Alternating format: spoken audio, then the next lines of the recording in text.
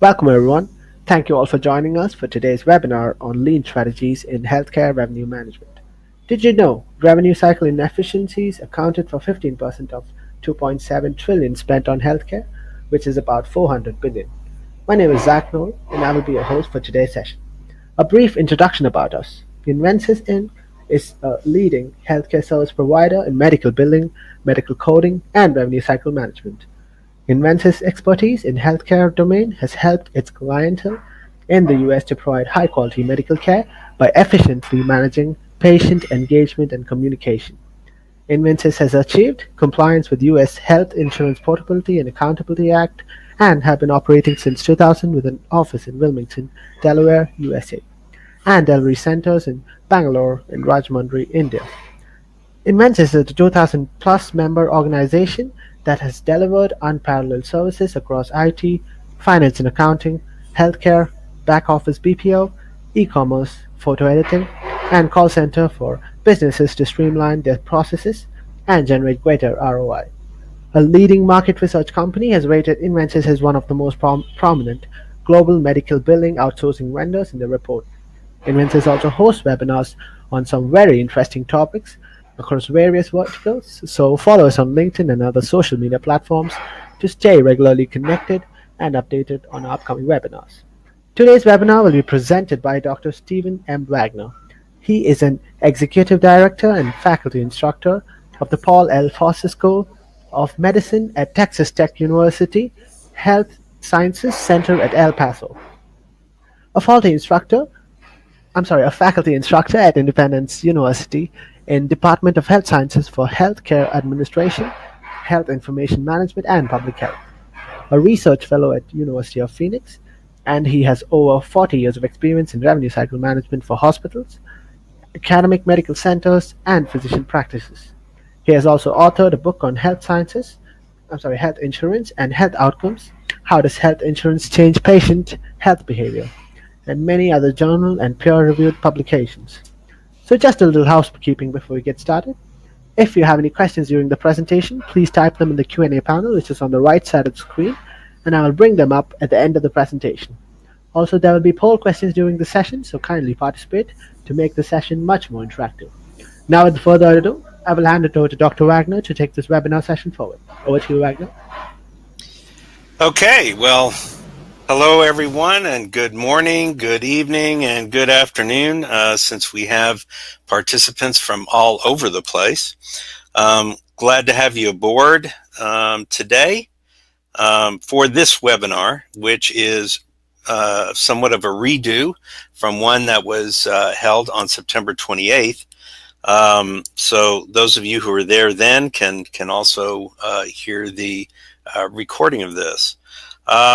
And since it's a redo, it really has a lot to do with Lean Six Sigma and redoing it because we had technical issues, finding the root source of the problems, fixing those problems, and redoing it again so that we can conduct this webinar. So you'll see by the end of this session that you should be able to identify the Lean Six Sigma criteria that was used to reproduce the webinar, if nothing else. It comes full circle.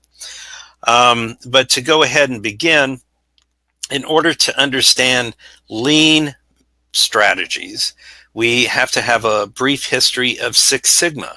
And many of you may have already heard of Six Sigma, Sigma being the Greek symbol for deviation from the mean.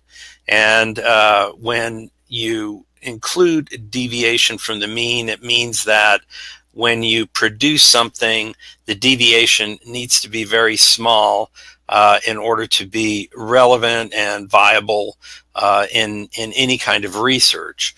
And so Six Sigma is how close the deviation is to the mean so that you have a near perfect end product when you are working with quality production. And so just as a brief history, we see that quality management dates back to the 18th century, involving accuracy of parts to produce quality products by hand. And in the late 19th and early 20th century, Henry Ford included a lot of what is included in Six Sigma because he was one of the first to employ the assembly line procedure. And in the assembly line workflow, parts are available in each section of the assembly line, and those parts have to fit exactly right or near exactly right so that the quality product at the end will produce a car that can be driven and that will be held together and will work just fine. And the same process is in place today. Of course, there's a lot of robotics in car manufacturing today, but the Six Sigma process is still in place in most, if not all, of car manufacturing. And so quality control and management back in the 19th and early 20th century took a higher priority in production, especially due to the assembly line process. And continuing with the brief history, the Japanese took on Six Sigma, and not just Six Sigma, but the quality control processes so that all the parts fit just right so that you have a longer lasting and enduring product for whatever it is that you're producing in consumer goods.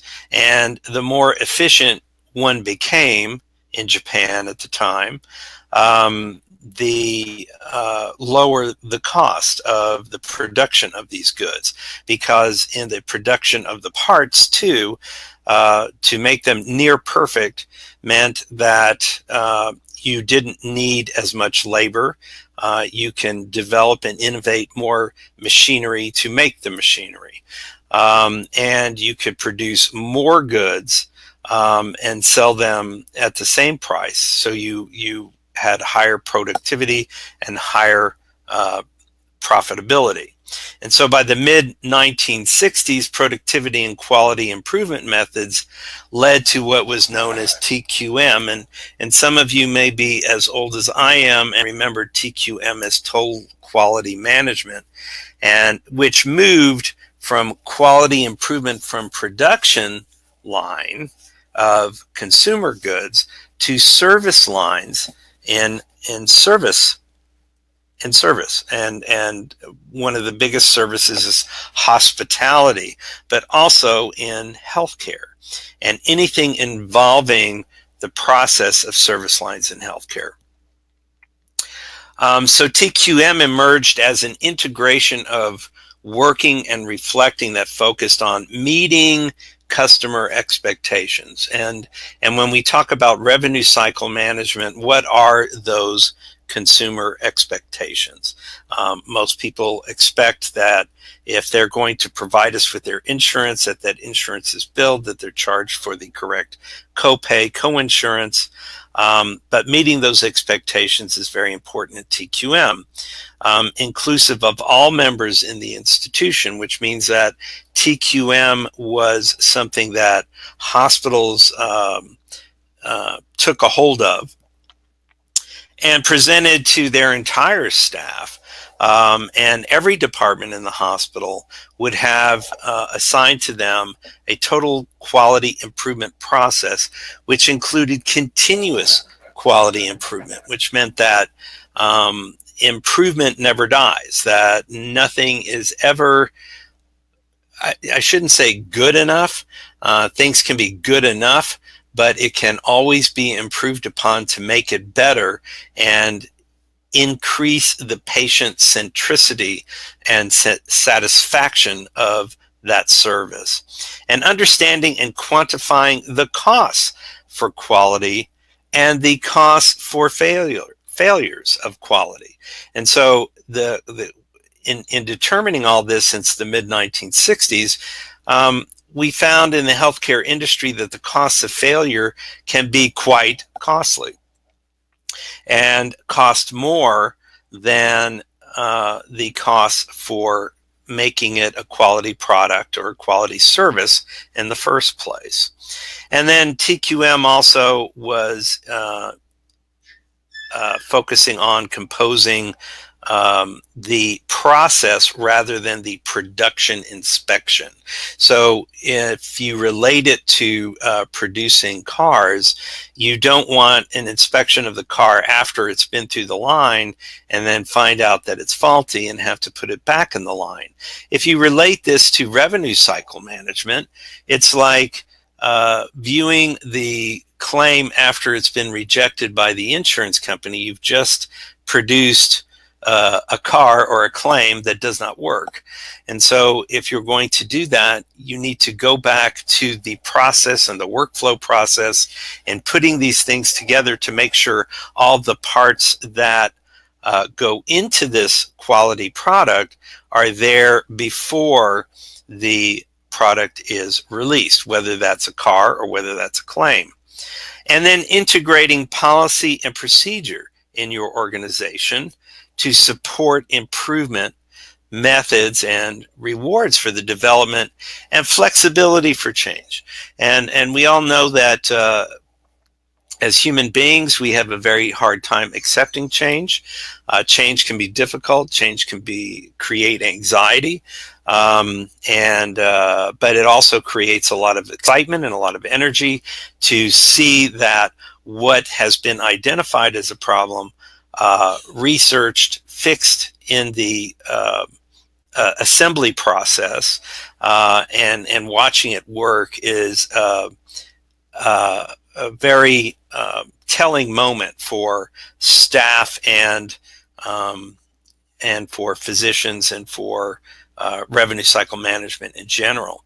And instilling innovation and continuously envisioning processes for improvement. And many of you may remember that not too long ago, paper claims were the standard for the day.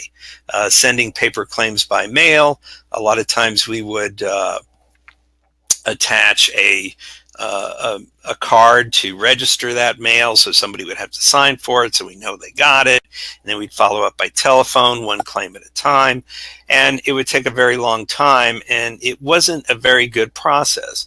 And so including technology and innovation into our processes, now most, if not almost all of our claims, our original claims, are sent electronically. They're processed electronically at the insurance companies, and we're notified about the status of those claims electronically. And when we call, many times we don't call by telephone. Many times we call by portal, and we can batch check the status of claims in revenue cycle management. So innovation and instilling innovation is part of the Lean Six Sigma process. So what does Lean Six Sigma mean? The TQM process waned in the late 1990s, and that took quite a while. It lasted for about 20 years, but it wasn't so integrated into the process that it was a formalized process where you would train people on noticing quality problems and finding solutions for them and formalizing that process. And so it began to be ignored or passed over, and there were so many regulations and so many things that needed to be done that TQM waned. But at the same time, the government put together, through the Department of Commerce, the Malcolm Baldrige Quality Assurance Award, introduced in 1987. And this was part of the Quality Improvement Act by Congress, and it was personally awarded by the US President. And Motorola was the first to win this award, based on a TQM type project that expanded production quality by fully integrating the process into its manufacturing of electronic processes, but also not just integrating the process, but making it a formal process that management would recognize, that they would have quality improvement tiger teams, as they called them, to come in and find the problems, even to the extent that they would ask the staff or the line personnel, where are you finding the obstacles in producing quality products, and let's research them, and let's research the research that we're doing. And so this became very interesting, and Motorola created the DMAIC process, called where you would define the problem, measure the extent of the problem, analyze it to find out what was the root cause of these problems that would lead towards improving the process. And then after the process was improved and reanalyzed, it was then controlled to ensure that this problem wouldn't happen again, and then begin again to start on the next problem, because problems tend to be problems and issues in quality control tend to network themselves. So you have one problem. Once you fix that, you've opened the Pandora's box of the problems that have occurred because of that, or as a result of that down the road. And sometimes your fix causes additional problems down the road that also need to be fixed. But the idea is to create quality, efficiency, and effectiveness in this error control, quality improvement type of process, which became known as Six Sigma, because of the, like I mentioned earlier, when you measure how close this quality control has been improved, you measure how far from the mean, or the desired metric that you say quality is, how far from that is this production and this quality improvement. So Motorola institutionalized this process and created Six Sigma employees whose only job was to not only learn about the DMAIC process, but to teach it to others and to use it to train users on controlling their own process, or owning that process for quality, and reporting additional problems that may occur, so that the green belts and the black belts, they had these levels of expertise in Six Sigma. Only on DMAIC, and handed off the project to process owners for implementation. And so Six Sigma began with Motorola and the Malcolm Baldrige Quality Improvement Award, and it spread. And this was widely written about, and even today, when you go to a website, if you've looked up Six Sigma before, you'll find advertisements for Six Sigma training online, or in schools nearby, or in companies that will provide their own training for Six Sigma. So what is Lean Six Sigma? Well, first let me tell you that Six Sigma, here's your Six Sigma standard deviation right here. If the results did not meet the expected outcomes, then the black belt and green belt teams were sent in again to rework the process and do it again. Now, yes, this took time. Yes, this took fortitude, and it took patience on the part of management. But in the end, Motorola claims that having done this and taken this time and making this investment, that they claim in their financial statements over $16 billion, $16 billion in savings from Six Sigma projects since 1987. Now, that was 30 years ago, which makes it about $500 million a year if you were to average it out.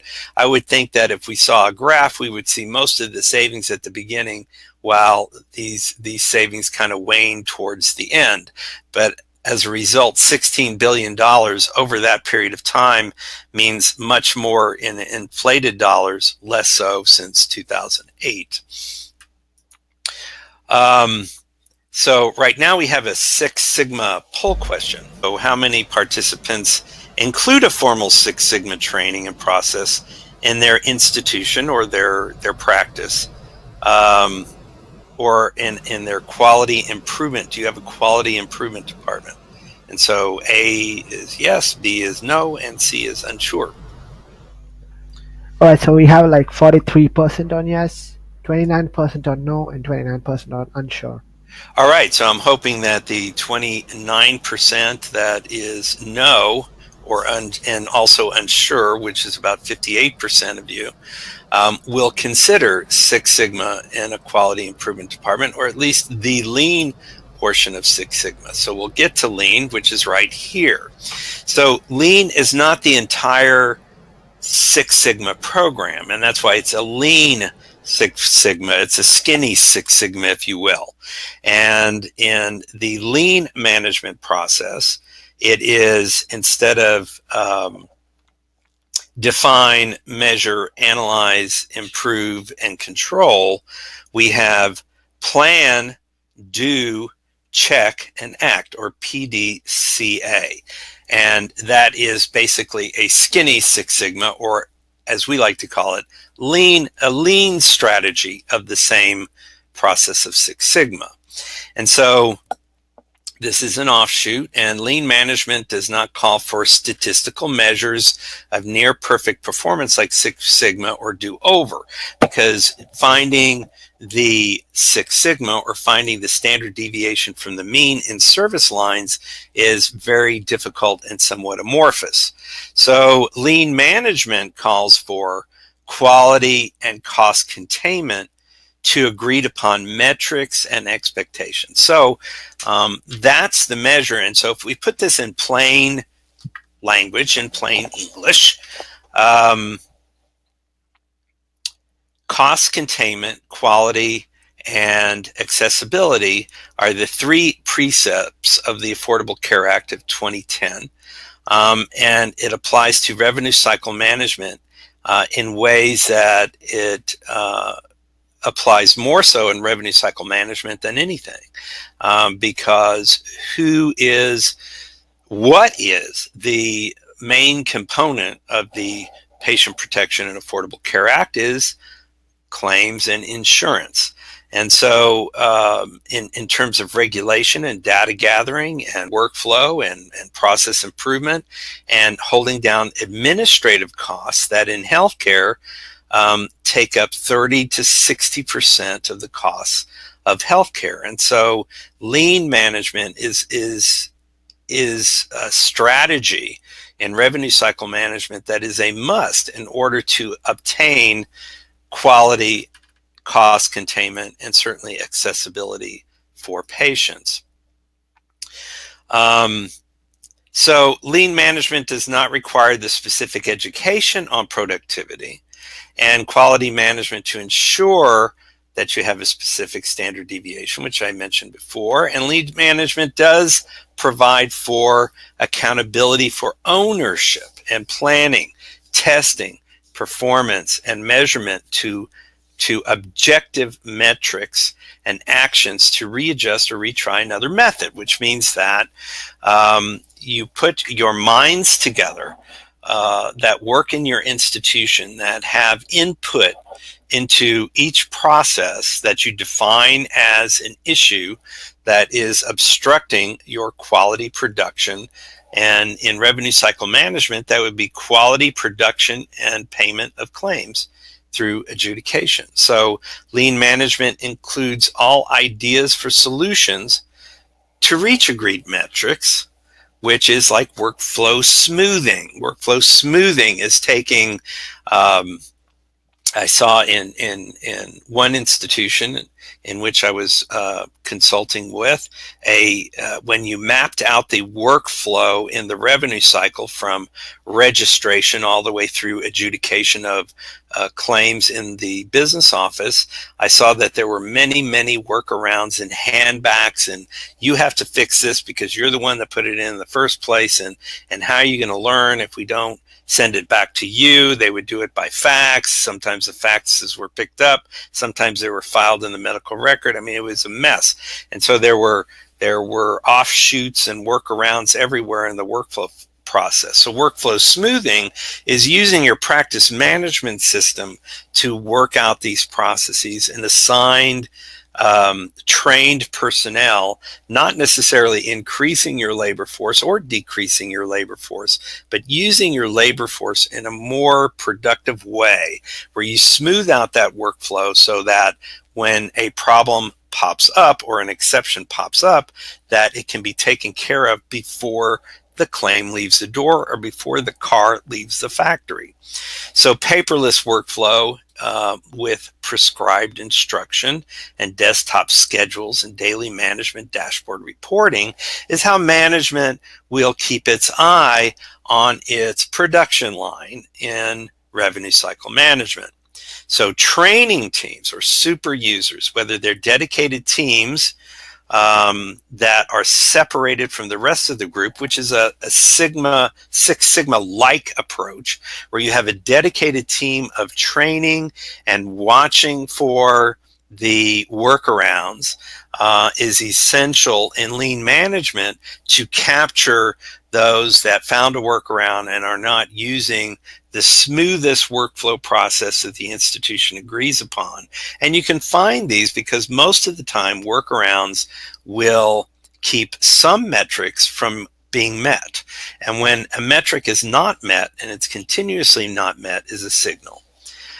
Outsourcing, coding, billing, follow-up, and collection to contain cost and link to outcomes is another lean Six Sigma strategy that if you find that, well, I'm going to have to hire 25 people to be able to implement the Lean Six Sigma approach, maybe it's time to examine the outsourced companies that already have the Lean Six Sigma approach in their processes to notify you as the owner of these claims to see where the problems may lie and eventually be able to take it back once the outsourcing company has resolved these problems. And then you copy this process into your own organization. Now, what got to me, and in these next three slides, I have three different revenue cycle graphs or graphics that baffled me, and I'll cover them real quick. And why did they baffle me is because when this is revenue cycle demonstrative, and I've taken them from HFMA and MGMA and journals and took pictures of these revenue cycle phases and processes where you start with registration or you start with scheduling and then registration. You have charge capture, coding and documentation review, etc., down to claims processing. You also have managed care contracting in there. Let's not forget about that because that's our case study today. And then as part of the process, they put in denial management. Now, denial management means that you're managing errors. So you expect, when you draw a graphic like this, you're expecting errors. If you're expecting errors, lean strategies will take you out of the expectation of errors and more in the expectation of payment posting and adjudication of all claims.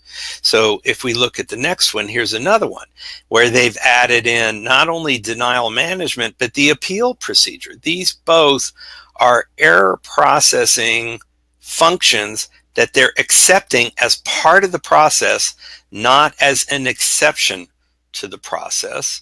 And if you look at the next one, even though it is quite a bit smaller, you see that denial management is right here in processing these claims through these concentric circles that work around the patient-centric revenue cycle.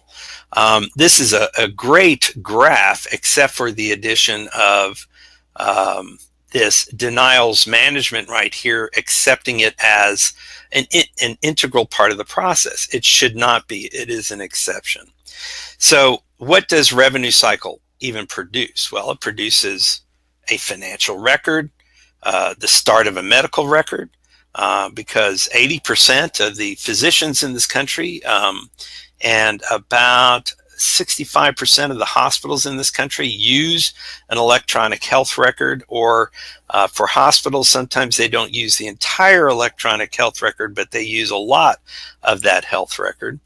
Revenue cycle produces data for claims processing, data for statements to patients if not collected up front, payment receipts, EOB records, payment posting. This revenue cycle process is a big process, a big part of what equals to dollars collected, which equals claims sent and paid quickly. So claims sent and paid quickly is the key to revenue cycle management, because we don't produce cars, we produce claims.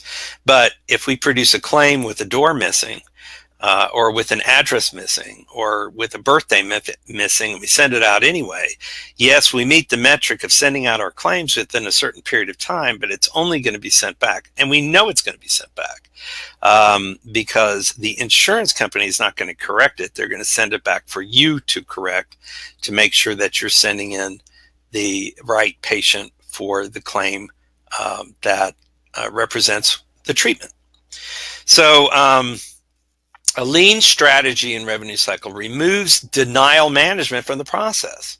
So if you use lean strategies, the plan, do, check, and act outside of the routine production of claims, and find ways to prevent the denials and rejections in the first place, then you can take denial management out of the cycle as part of it and use it not as a rule, but as an exception to the rule. And so here is a case study that right after we do the revenue cycle poll question on how this was actually done in an academic medical center. How many participants include a working section of staff dedicated to claims, denial, rejection, and appeals management in the business office? So if you could please answer that poll, either A, yes, B, no, or C, unsure. All right, we have some already starting to answer. Feel free to keep answering. So far, everybody has said yes. Okay, so if we look at the previous examples of the graphics, we can see that most of us, that those graphics were correct in that we use specific employees and staff just to correct claims that are sent back for denial and rejection. I don't know what percentage, if it's all of them, I wouldn't be surprised, because everywhere I've been, that's the way it was. But including a lean strategy, again, will allow you to use those same employees who have much talent in correcting claims to make the claim correct in the first place prior to its being sent out to the insurance company. Now, in revenue cycle management, we saw managed care contracting, and here is a case study. And this is a true case study where I consulted with lean strategy utilized by a multi-specialty academic group practice with over 200 physicians and multi-specialties, everything from pathology. The only thing they didn't have was zoology, I think. But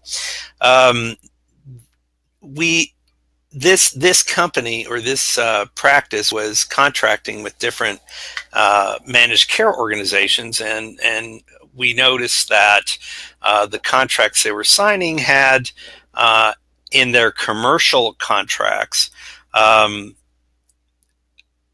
fee schedules that were approved for about 125% of Medicare. And in an academic medical center that accepts a lot of indigent care, because their teaching facility was the county hospital, that had a lot of Medicaid, not so much in Medicare, but a lot of Medicaid and a lot of indigent care. 125% of Medicare reimbursement on a commercial claim wasn't so bad. I know many of you out there probably have higher reimbursement rates. Some of you may have lower reimbursement rates, but 125% was something that the practice plan wanted to take a look at and say, is this the right percentage? We just accept it, but is it the right percentage? So the obstacles to income identified upon examination of every fee on the fee schedule showed an analysis of providers indicated all CPT and the Medicare and Medicaid rates per provider per specialty in primary care. So you had three columns.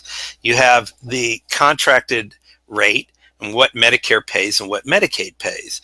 And from there, you can measure above and below what is paid above and what is paid below, because the 125% was a blended rate of all the CPT codes that the insurance company would pay for.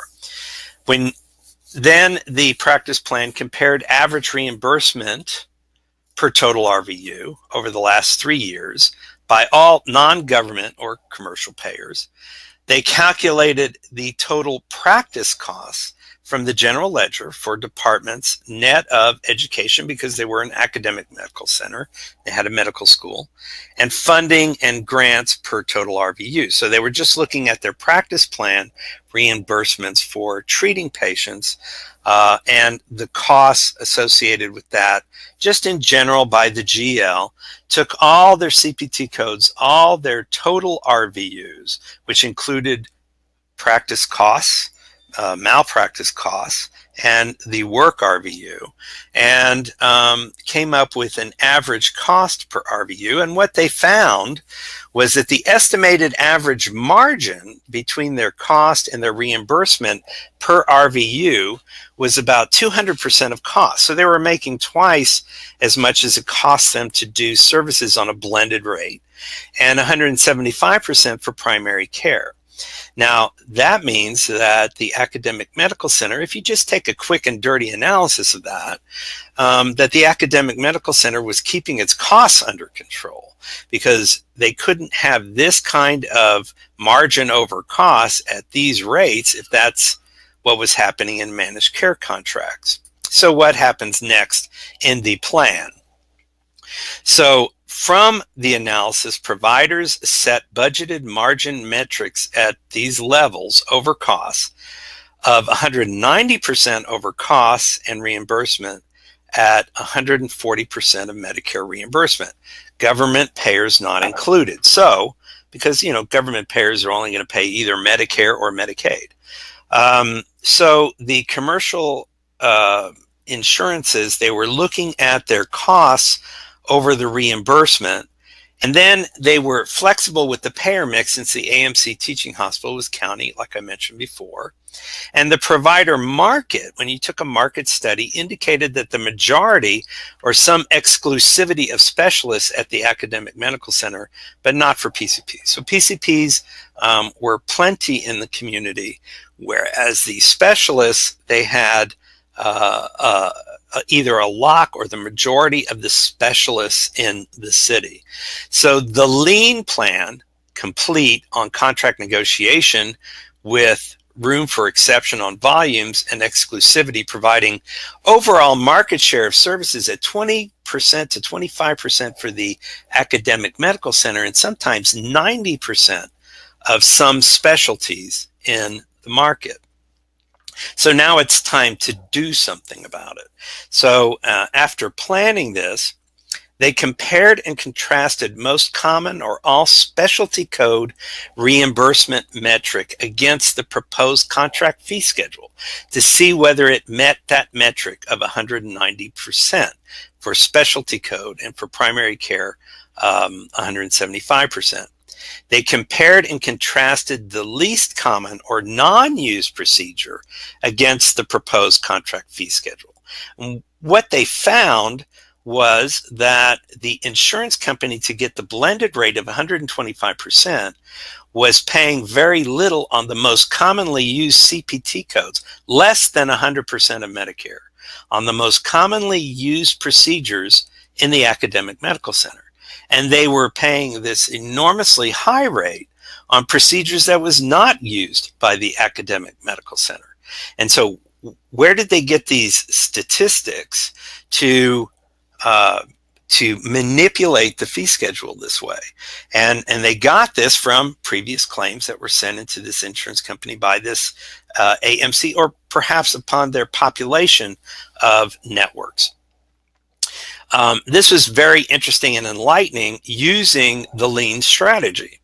And so the academic medical center created counter fee schedule to the managed care organization, which came up with the same blended rate of 125%, but flipping it to where the most commonly used CPTs were brought in over the 125%, and the ones that were not used, or the least commonly used, were brought in under the Medicare rates, but still came back at a blended rate of 125%. And so the anticipated rejection of some reimbursement requested for used procedures and counter with a bonus plan. So if they felt that they were using their metrics, they came up with this particular price, anticipating that this may be rejected. They were planning on using a bonus plan for quality measures and collaborative reconciliation between the two parties. So that is taking your plan and actually doing a counter proposal that incorporates incorporates anticipated rejection of particular codes, and without telling them or proposing that perhaps we can do this as well to help keep your costs down. Because in a good negotiation, you want to make the managed care organization happy, and you need to make the practice plan happy in order for both of them to have a good, solid reimbursement contract and revenue cycle. So to do this, the continuation of this was they checked the contract for any other requirements, such as waiting times for specialist appointments. When you're one of the few specialists in town, or you have 90% of the specialists, there's a great demand for these specialists. So scheduling is very, very important. And so this would take more lean management on the departmental level regarding specialist appointments, and how long does it really take? And is there any waste in those appointments? Patient satisfaction, ensuring that the patient was satisfied with the treatment, and using like a patient portal to provide reading for the patient to remove this informational asymmetry, or the lack of understanding of the patient and the best understanding of the physician, and bring it more in symmetry together. That is also a lean strategy to create patient satisfaction, that not only did they help me treat my disease, but they taught me about my disease and what my risks are, and give the patient some say-so in this, which is what the ACA and the government is looking towards, to help the patient think about types of treatment that they want and that are the most cost-effective. And enrollment requirements. Enrolling physicians into managed care organizations is something that is in those contracts, and if they're not, they should be, to cut down the amount of time if the hospital's not already delegated to do that for the practice. So if the practice holds exclusive specialist presence in the community, consider lower rates in exchange for exclusivity and quality bonuses. So if you have exclusive specialists, you can talk to the MCO about sending all your patients to the practice for these specialties if you know that you're the only horse in town. But give them a reasonable rate, so you're not running off with the armored service that takes the money to the bank. And then the counter offer with proposed new rates, reasonable expectations for appointments, and accessibility, and then you reapproach them. And so you check. So in lean strategy, you check by finding out what the response is from the MCO, and you give them a week or two, not 6 months, to get back with you. Just like you we'll take a short period of time to get back with them. So it turns out the managed care organization accepted the counteroffer proposed fee schedule from the practice.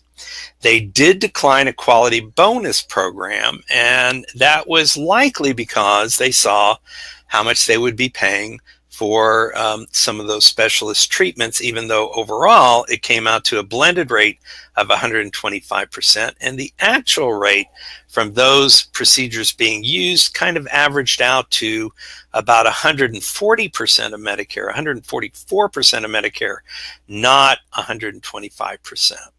And the MCO did not grant exclusivity for specialists or PCPs, but the practice found many referrals from outside PCPs for specialists in the network at the academic medical center because they were the vast majority or exclusive specialists in town. So they got the referrals anyway. And then it was time to act. And in acting is like controlling in the Six Sigma process, where after implementation 1 year later, they performed an analysis, and they found that comparing and contrasting, they met their and actually exceeded their budgeted metrics for costs over costs under reimbursements. And so it was more than 190% over costs, and it was more than 175% for PCPs. And in the end, they made $400,000 in 1 year in reimbursement for services performed over what they would have received had they accepted the first offer. And so this translates from this lean strategy into dollars and cents without our even talking about claims management yet in revenue cycle. But that was still part of the managed care process. So Kaylin, we have another poll question here. We do, and I've gone ahead and opened the poll, so feel free to respond when you're ready. This one asks, how many participants, including a working section of staff dedicated to managed care contracting, analysis of proposed contracts, and counteroffer with lean strategy? Your options are A, yes, B, no, or C, unsure. There are responses already coming in, so it's going a little back and forth. Right now, we're at 60% no and 40% unsure. Let's just see if a few more answers come in. It looks like there's some still responding. Nobody with yes yet, though. Okay, so it's getting higher in the no category. And so if you had a dedicated staff working on managed care contracting, doing the type of analysis of using this lean strategy of analysis of your managed care contracts, this particular AMC is now doing this on every one of their contracts and looking to see which ones and when they can start their renegotiation process with their MCO. Now, there's always contingent factors like your geographic location, your population of patients that are covered under that MCO, and so forth. But this is one of the more successful lean strategies that worked with the managed care contracting portion of revenue cycle. And now we can go over real quickly here about claims edits, rejections, denials, and why. So we can move that out of the revenue cycle and put it in to claims processing. So if you evaluate all claims edits, rejections, and denials on 3 separate lists, what are the claims edits? What are the claim rejections? And those claim rejections are when you send them in to the insurance company, they're rejected because something is missing. And then denials because the service was not covered, the patient was not covered even though it was verified at the time of service. Those are used in lean strategy to fix this.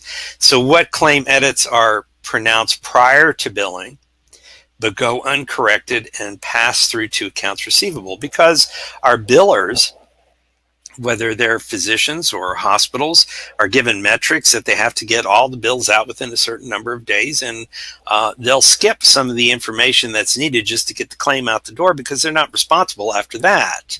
So that would be a problem. Addresses that are missing or bad, missing certificate or insurance numbers, or they're put in wrong, birth dates that do not match to the insurance response. And if in your practice management system you have an insurance response system where you can send out for a response on verification directly from their system, I would advise taking advantage of that and using that, integrating into your practice management system to keep your people focused on the patient rather than on simply verifying their insurance. And if you get an electronic response, you can pretty much count on that if you get it sent and responded to from the right insurance carrier. And the possible duplicate accounts in billing. And we find that happens a lot of time in the follow-up process because I have found in my consulting endeavors that in follow-up, instead of making a call or a batch claim status check over a portal, I find that some follow-up personnel will send in another claim. And if they get a response that says we don't have the claim yet, they just automatically send in another claim instead of checking to see whether that claim was not edited up here or somehow we have to check and see in the account and take the time and effort so we don't have a rejection sent to us on a duplicate account. So in the planning process, the notice of rejections received prior to denial and appeals made or not on rejections, time spent investigating. That is the cost of failure, is the time spent investigating, the labor resources used in investigating rejections that could have been prevented up front. Corrections made online with the portal. These again are corrections that could have been, if you examine all those that have been done, and the documentation required demanding paper transmission of data with return receipt requested is another cost of failure. And so the do in the plan is root cause evaluation. So all of that above documentation and edits, rejections, and denials need to be looked at from defective front-end verification and pre-admission information gathering. And a lot of times, I say a lot of times, a lot is not a number. Many times, and I can't say it's the majority of times, and I can't say it's a few times, but we find that we're under-resourced in labor at the front desk, which is the most important part, where you have face-to-face centricity with the patient, a face-to-face relationship with the patient, and where everything can be taken care of, any doubts can be taken care of at that time. And so this is during the scheduling and registration process at the front desk, whether it's a hospital or whether it is in a practice plan. Staff evaluation and user inclusion in the process at the front desk, coding, billing, follow-up, and collection. In other words, bring them all in and say, this is what we found. This is the data we found. These are the things that we can correct before that claim goes out. And look at your practice management system to see whether you have a claims editing process that alerts the coder, the biller, the collection person, or the front desk prior to the time that claim is released to the insurance company, to notify them that this is unacceptable to the MCO, or this diagnosis does not match the CPT. All those things are available in practice management systems today. And compare the root cause evaluation of users to outsource evaluation. And again, you have to look at if you're under-resourcing at the front desk, if you're under-resourcing on the back end, for follow-up and for things like that. Many times, and this has always been, it was a dirty word for me many years ago because of the requirements that we have our own business office and that, we knew we could do it best. But today we have outsourcing that is very, very efficient and very, very cost effective that can take over some of these processes without losing control of your practice or without losing control of your hospital business.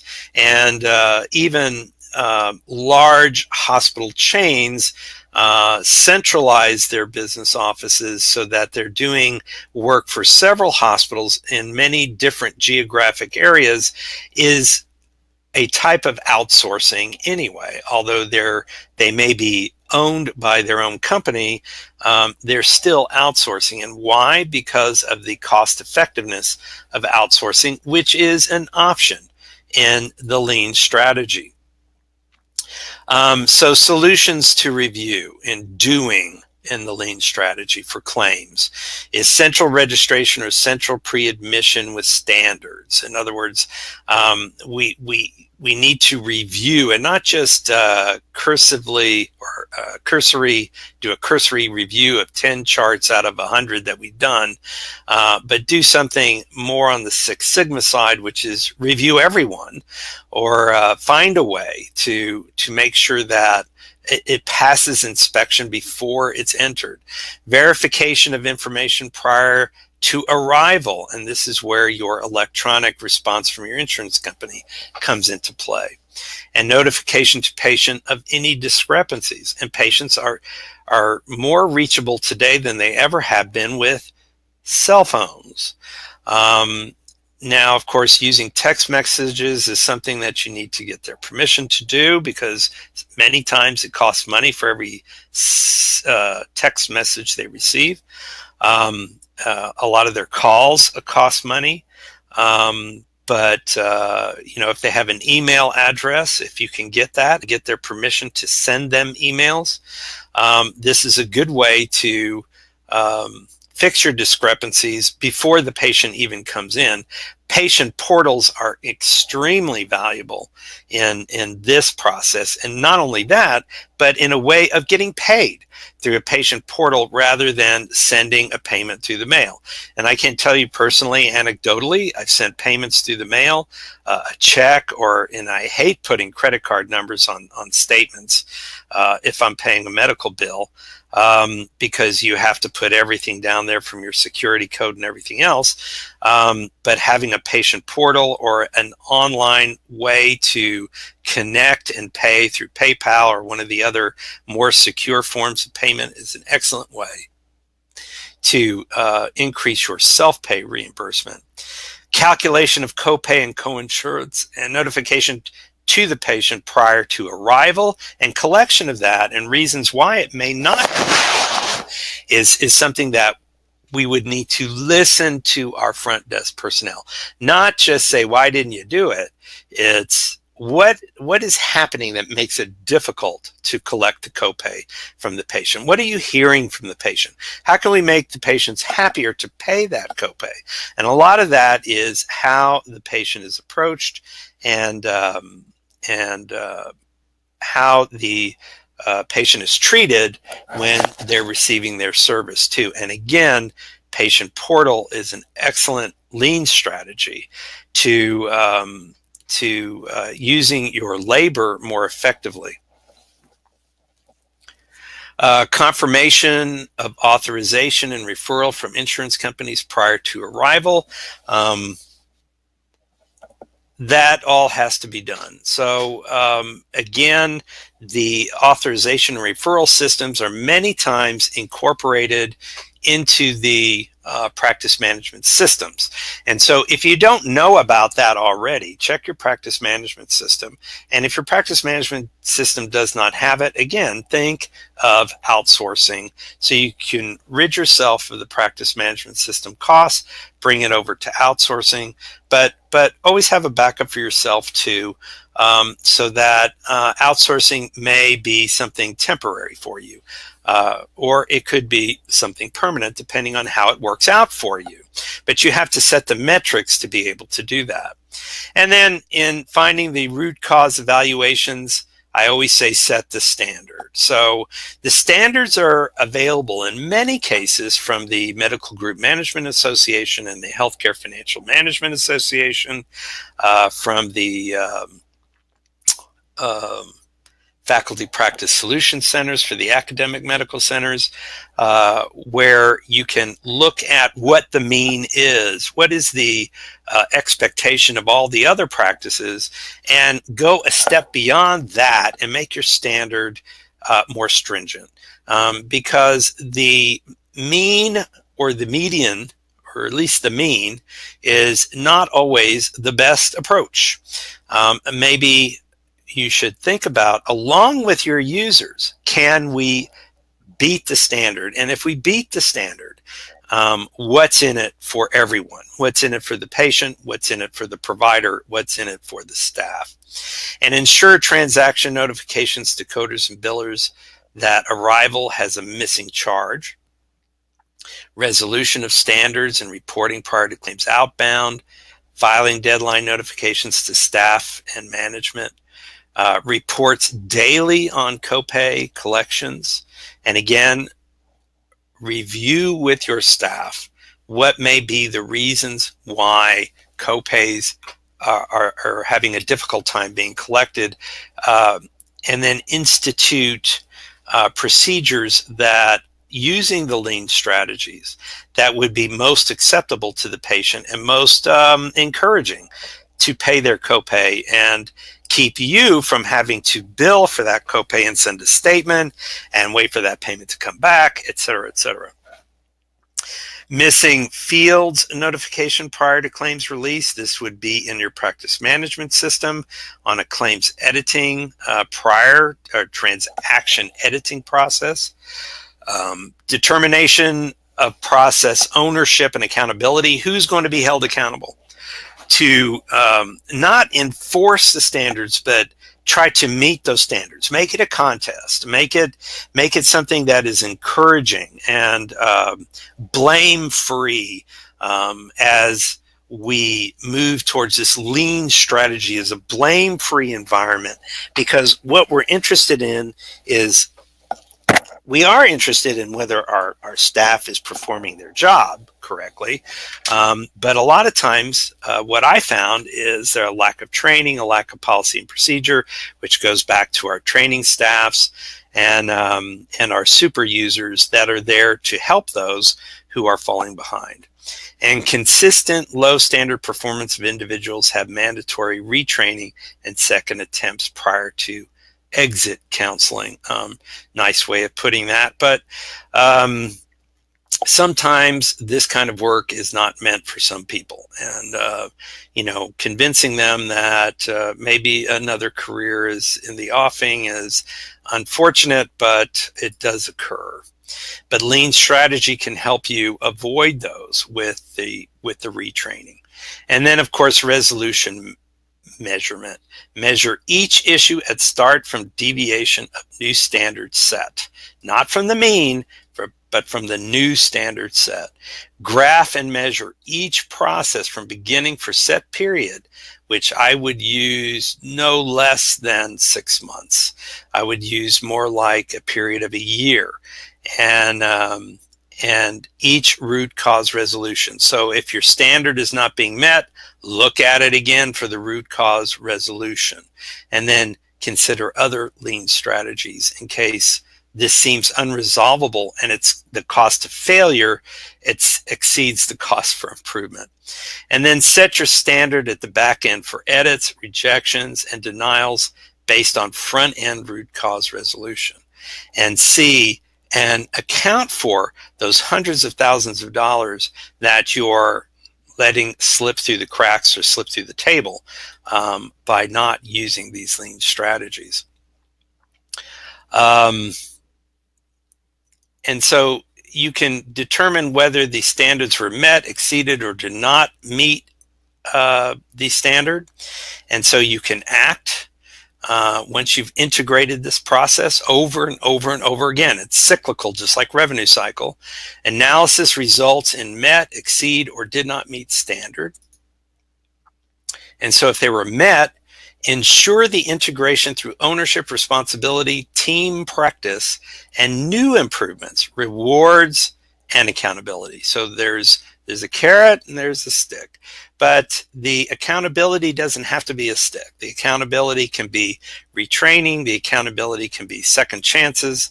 The accountability can be certain warnings that are very polite and diplomatic and say, we understand that you're running into this problem, or this group is running into the problem. If the group is running into the problem, then we need to go back and either reset the standard or do the process smoothing. And then exceeding the standards, reset to reasonable expectation. Ensure the integration through ownership, responsibility, team practice, and new improvements, rewards, and accountability. But reset the reasonable expectation. So if you exceeded the standards, you've just raised the bar. Now, that doesn't mean that you raised the bar to what you met, which exceeded the standard, but you raise the bar just so much that in case of anticipated events such as we didn't have any flus this season because everybody got a flu shot, you may not get the visits you wanted, and then that's not the fault of anybody except good public health. So we want to be able to exceed the standards, but we want to be able to exceed them reasonably. And then finally, if you did not meet the standard, then you need to, through the lean strategy, examine documented issue obstacles, labor, training, absenteeism, time management, skill sets, and reset standards if unreasonable, and begin process analysis from the start. And so that is like Six Sigma starting again, but it's well worth it considering the hundreds of thousands of dollars just from that one contract at the, or that one case study of the contract at the academic medical center. So here's the one thing that you should be walking away with from this webinar, and that is that the lean strategy insists that errors are managed only by exception, not the rule. Take it out of your revenue cycle parts. It shouldn't be there. The people that are dedicated to denial management and rejection management should be in the process of correcting those problems before the claim even goes out. And lean strategy means error-free processing, and let me add, blame-free processing, so that we take the blame out, we remove the fear, and we motivate people to really accept the lean process, and that things do have continuous quality improvement. There is no saturation point for this because technology and innovation is always out there, especially these days. And here's other areas ripe for lean strategies: lag days from date of service to claim billing date, lag days from date of payment to date of posting, lag days from date of billing to date of payment, undercoding, overcoding, follow-up from expected reimbursement date. These should also be available in your practice management system. Lag days from expected reimbursement date, claim rejections prior to transmission, aging of AR, beyond metrics of like institutions. And this is one thing, aging of AR in like institutions are a pretty good standard from what I saw. And that most institutions get this, even the best performers to the worst performers, you could really see the difference. And correlation of metrics to gross charge collection percentage to gross AR days. So if you have a gross collection percentage of 20% and your AR days are sitting at 25, there's something wrong. So either you're way overpriced, where your contractual adjustments are just absolutely huge, but the idea is to take a look at that ratio. And if you see something funny in there, there probably is something funny in there, and it's not funny. It's costing you money.